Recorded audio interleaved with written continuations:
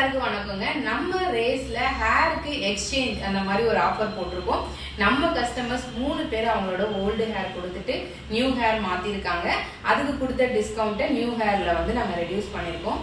So அவங்க முடி கொடுக்க வரும்போது நிறைய எக்ஸ்பெக்டேஷனோட வந்தாங்க. இந்த முடியை நாங்கள் என்ன பண்ண போறோம் அப்படின்னு கேட்டவுடனே ரொம்ப மன நிறைவா ஹாப்பியா இங்கேருந்து போனாங்க. அவங்களோட வீடியோஸ் எல்லாம் நாங்கள் பொங்கல் கழிச்சு போடலான் இருக்கோம். ஏன்னா ரொம்ப ஹரிபரியாக வேண்டாம், எல்லா வீடியோ ஒரே நேரத்தில் போட்டு அப்படின்னு சொல்லிட்டு. ஸோ அது நம்ம ஒரு நல்ல காரியத்துக்கு தான் அதை பயன்படுத்த போறோம். அதுதான் ஒரு ஹாப்பியான நியூஸ்.